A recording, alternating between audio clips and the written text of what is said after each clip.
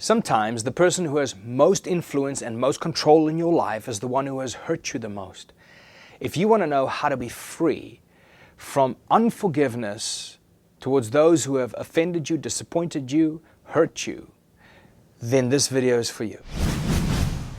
Now, if you've been alive for any amount of time, then you know what it's like to be disappointed, to be hurt, and to be offended.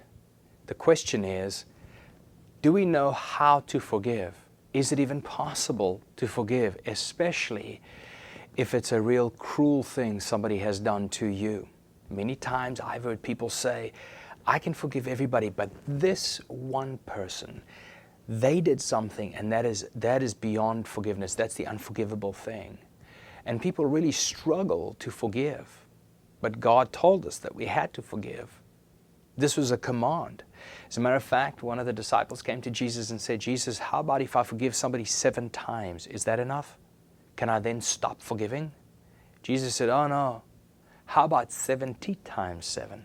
Then he continues and he tells the story, and he explains in the story as to why it is so important for us to forgive. He tells a story about a king who had many debtors, and he decided to settle with all these debtors and get all the money back from them. The first guy he talked to owed him millions of dollars. And when the king asked him for his money back, the guy said, I actually don't have the money to give it to you.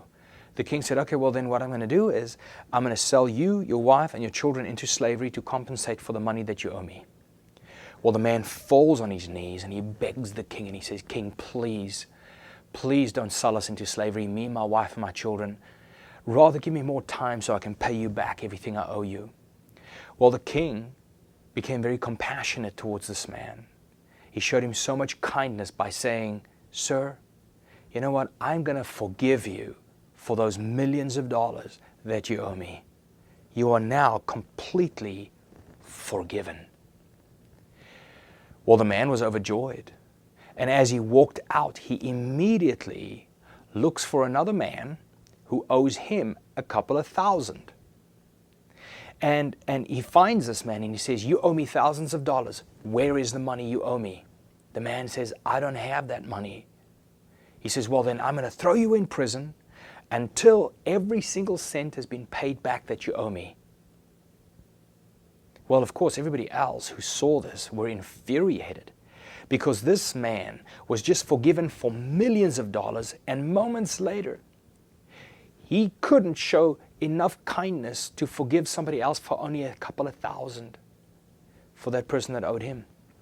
So they went to the king and they said, King, this man, you just forgave him for millions, and he wouldn't forgive somebody else even for thousands. Well, the king was infuriated. He called that man back and he said, you know, I'm going to reverse my judgment. And I'll pick it up here in verse 31 of chapter 18 in Matthew. It says, when some of the other servants saw this, they were upset. They went to the king and told him everything that had happened. Then the king called the man he had forgiven and said, you evil servant, I forgave you that tremendous debt because you pleaded with me. Shouldn't you have mercy on your fellow servant, just as I had mercy on you? Then the angry king sent the man to prison to be tortured until he had paid his entire debt. Now, here's what Jesus says. Very important. It says in verse 35, that's what my heavenly Father will do to you if you refuse to forgive your brothers and your sisters from your heart. You see, we have received so much kindness from God. He has forgiven us for so much. How can we not, in response to that, forgive somebody else for what they have done against us? You see, the reason I struggle to forgive is because I lose sight of how much I have been forgiven for. To forgive somebody does not mean that you forget what they've done to you. To forgive somebody doesn't mean you stop hurting because of what they've done to you. But to forgive somebody is to entirely and completely give up your right to prosecute that person for what they've done to you.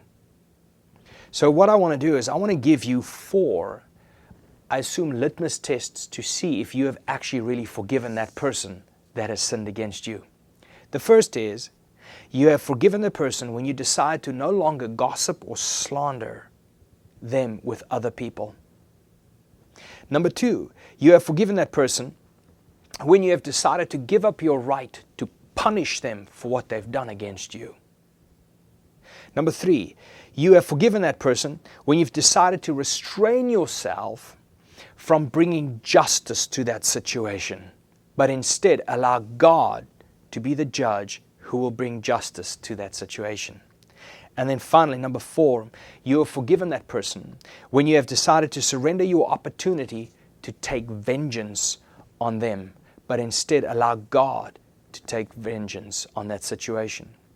You see, in Romans chapter 12, verse 19, it says, "Dear friends, never avenge yourselves." He says, "Leave that to God, for He has said that He will repay those who deserve it. Don't take the law into your own hands." End quote.